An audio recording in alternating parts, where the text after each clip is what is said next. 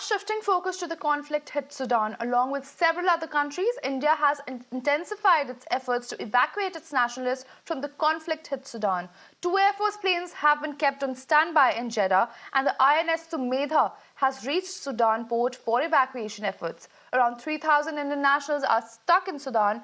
The Ministry of External Affairs said contingency plans for evacuation of the Indians have been put in place, but noted that any movement on the ground would depend on the security situation. Remember now, most countries are pulling out their nationals from Sudan, with the US and UK even pulling out their diplomats after days of internal conflict ravaged the African nation.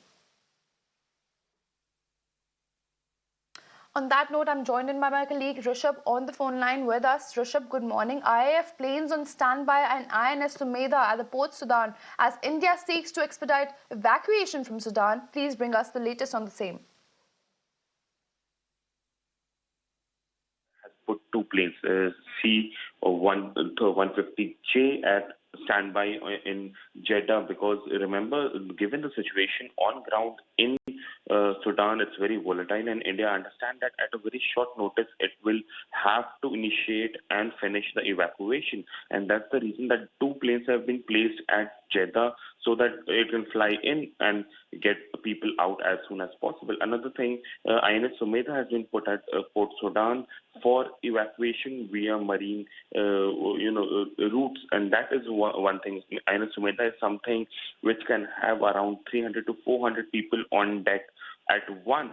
So that is one thing that India is looking at. If not via aerial route, via marine route, evacuations can happen. Remember, around 3,000 Indians are stranded in Sudan in different places, especially in Khartoum.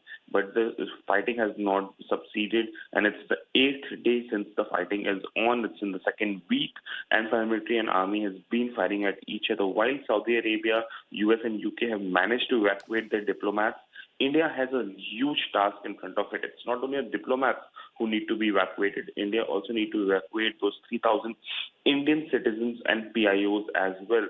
So it is going to be difficult, and that's the reason India is taking its time, but chalking out a plan with a foolproof plan. Evacuation will happen is what the government suggests. Thank you, Rishabh, for being with us and bringing us the latest on the same.